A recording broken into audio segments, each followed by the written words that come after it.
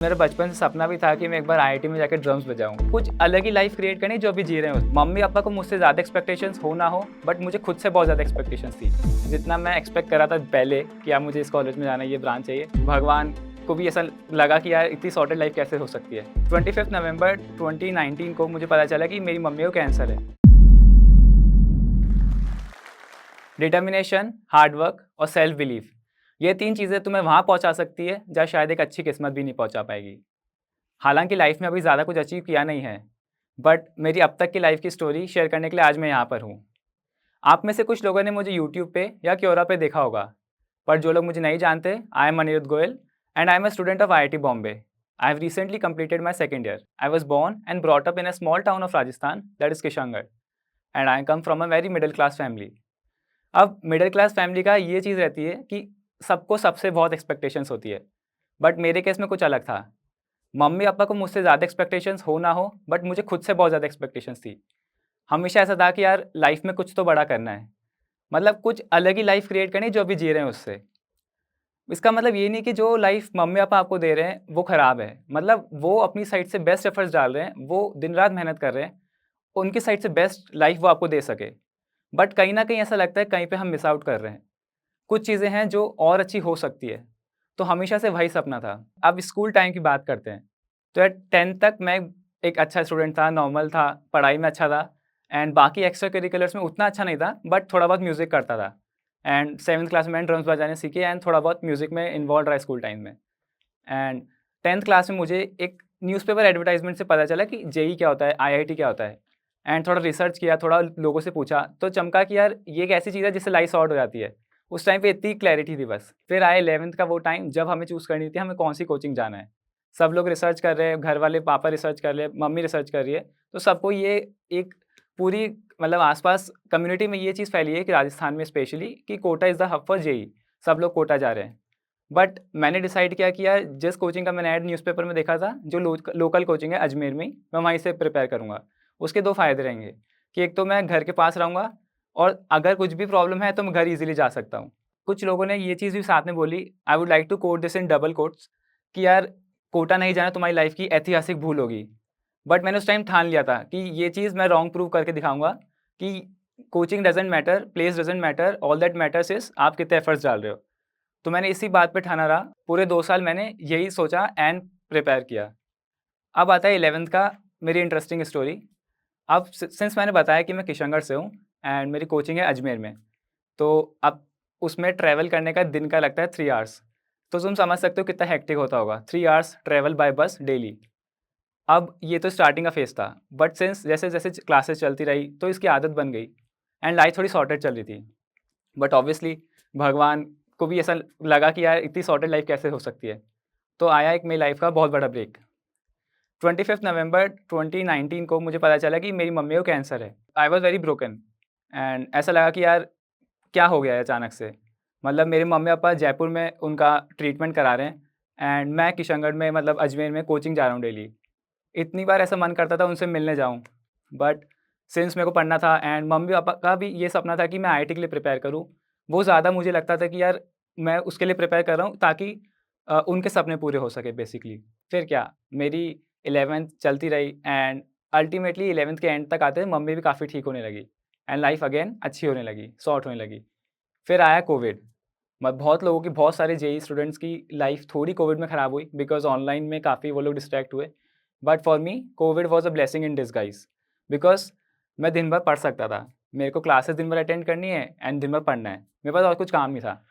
मतलब ऑब्वियसली थोड़े डिस्ट्रैक्शंस थे घर में भी, मतलब मेरे कज़िन्स थे, वो लोग कॉलेज में थे एंड इट्स जेन्युइन कि college life is a bit different from person who is in 12th या 11th। तो थोड़ा बहुत ऐसा लगता था कि यार वो लोग मज़े कर रहे हैं, थोड़ा चिल कर रहे हैं, बट मेरे को पढ़ना तो था। तो वो थोड़ा पॉइंट ऐसा था जब मुझे लगता था कि यार ठीक है, अभी थोड़ा पुश मारता हूँ, 1 साल बाद मैं भी कॉलेज में आ जाऊँगा। एंड ऑनलाइन डिस्ट्रैक्शंस मेरे साथ भी हुए थोड़ा बहुत इधर-उधर एंड जो भी कोविड के टाइम दूसरे स्टूडेंट्स के साथ हुए। बट मैंने ट्राई किया कि उनको अपनी साइड से बेस्ट अवॉइड कर सकूँ एंड इम्पोर्टेंट इज़ दैट कि ये जो डिस्ट्रैक्शंस है ये आपको डोमिनेट ना करे। मतलब दीज़ थोड़ा बहुत भी रिक्रिएशनल एक्टिविटीज़ जो भी आप खेल रहे हो, वो सब कर रहे हो, यूट्यूब देख रहे हो, वो इम्पोर्टेंट है, बट एक लिमिट तक। तो 11th बीत गई एंड मैं 12th में आ गया। अब 12th में थोड़े बहुत डिस्ट्रैक्शंस थे ऑनलाइन की वजह से, बट सिंस मेरा ट्रैवलिंग टाइम बच रहा था, एंड ऑफलाइन क्लासेस में एक चीज़ जो मैंने फेस की थी 11th में, वो ये थी कि यार थोड़ा बहुत कॉम्पिटिटिवनेस ज़्यादा लगती थी।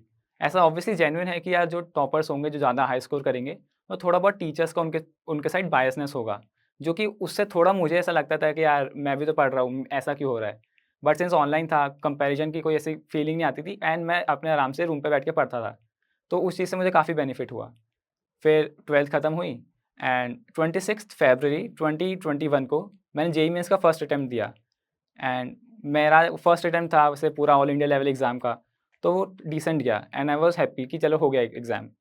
एंड जितना मैंने सोचा था वो उतना अच्छा तो नहीं हुआ, but I got around 99.24 percentile in that, which is quite decent, but उतना अच्छा नहीं है ऑब्वियसली। फिर जेईई एडवांस तो हमारा पोस्टपोन पे पोस्टपोन हो रहा था। फाइनली फरवरी में जेईई मेंस का फर्स्ट अटेम्प्ट हुआ एंड जेईई एडवांस्ड हुआ अक्टूबर में। तो हम बेसिकली बार-बार सेम ही चीज़ पढ़ रहे थे एंड पूरा इंडिया सेम चीज़ बार-बार पढ़ रहा था एंड थोड़ा-सा ऐसे एग्ज़ॉस्टेड हो चुका था। बट फिर क्या, जेईई एडवांस्ड हुआ, बट जेईई एडवांस होने के बाद ये मेरे को डर नहीं था कि यार आईआईटी क्लियर होगा कि नहीं होगा। मैंने आंसर की भी चेक नहीं करी और क्या रिज़ल्ट आएगा। मैं इसलिए ज़्यादा खुश था कि जेईई एडवांस्ड हो चुका। मतलब कैन यू गाइज़ इमेजिन कि जो 2 साल की इतनी प्रिपरेशन की है, 2019 से लेके इतने सारे अप्स एंड डाउन्स आए, इतनी सारी चीज़ें पढ़ी, इतनी सारी चीज़ें भूले, इतने सारे मॉक टेस्ट दिए, बट अल्टीमेटली वो चीज़ें एक पॉइंट पे ख़त्म हो गई। रिज़ल्ट भले ही ख़राब आए, वो बात की बात है, बट अभी ख़त्म है ये चीज़। एंड एग्ज़ाम देने के बाद भी मैंने ज़्यादा ये सब सोचा नहीं एंड मैं बस खुश था। फिर आया रिज़ल्ट का दिन, मतलब थोड़ा बहुत होप्स थी कि यार रिज़ल्ट आएगा, सिलेक्शन तो होगा ये पता था, क्योंकि थोड़ा बहुत आंसर की से आइडिया लग गया था। बट फिर भी जितना मैं एक्सपेक्ट कर रहा था पहले कि यार मुझे इस कॉलेज में जाना है, ये ब्रांच चाहिए, वो मुझे आती हुई नहीं दिख रही थी। बट फिर रिज़ल्ट चेक किया, तो result was around 2266 is was my all India rank. तो आई वाज़ लाइक ठीक है, मतलब मैं एक्सपेक्ट कर रहा था 3000 4000, उससे काफ़ी अच्छी थी। बट देन अगेन थोड़ा-सा फैमिली में अच्छा माहौल हो गया, सब खुश हो गए कि सिलेक्शन हो गया, सिलेक्शन हो गया। मतलब कुछ लोगों की एक्सपेक्टेशन ऑब्वियसली मुझसे ज़्यादा थी कि यार ज़्यादा अच्छी रैंक आएगी, बट ठीक है, सब है खुश थे। फिर थोड़ा-सा सेलिब्रेशन हुआ, नॉर्मल सब लोग से वैसे मिठाइयाँ बाँटी आस-पास रिलेटिव्स को, वो सब चीज़ें। फिर आता है दूसरा फ़ेज़ लाइफ़ का, जब आपको कॉलेज चूज़ करना है, क्योंकि आपके इतने सारे ऑप्शंस हैं आईआईटीज़ में, 23 आईआईटीज़ है, इतनी सारी ब्रांचेज़ है। लोग इसमें कन्फ्यूज़ हो जाते थे कि आपको कौन-सी ब्रांच लेनी चाहिए। फिर मैंने थोड़ी रिसर्च करी, थोड़ा सीनियर से डिस्कस किया और लोगों से डिस्कस किया, तो आई फाइनली फेल्ट कि IIT Bombay mechanical engineering would be best for me. तो मैंने वो कर लिया डन। अब मैं आया कॉलेज में। अब college life is totally different from school life.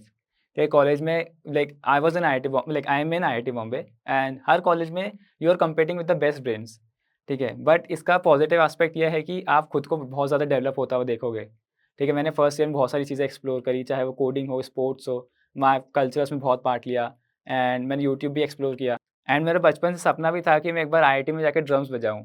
तो जब मैं कॉलेज में आ चुका हूँ, तो मैंने बहुत सारे बैंड्स में पार्ट लिया एंड ड्रम्स बजाने का सपना पूरा कर लिया है।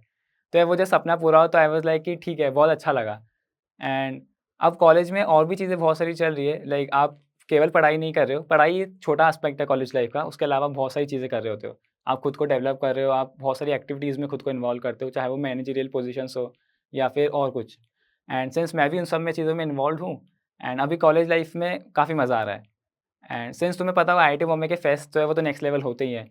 वो ऑर्गेनाइज़ भी आईआईटी बॉम्बे के स्टूडेंट्स करते हैं एंड एन्जॉय भी पूरा इंडिया करता है। So the best motivating thing for everybody here watching me and specially the students who are preparing for 11th और 12th in JEE and school life, कि यार तुम अभी बहुत मेहनत कर लो, तुम में जितना एफर्ट्स डाल सकते हो डाल लो। बिकॉज़ अगर तुम्हें अच्छा कॉलेज मिल गया ना, तो लाइफ क किसी हद तक सॉर्ट हो जाती है। So this is my life story अब तक की। छोटी-सी लाइफ है अभी तक तो एंड ज़्यादा कुछ अचीव नहीं किया है। And I am very thankful to my family, specially my grandfather, my parents, my sisters and everybody for always pushing me to work harder and harder. And a very special thanks to Josh Talks also for considering me for this talk. And yeah, thank you. Signing off, Anirudh.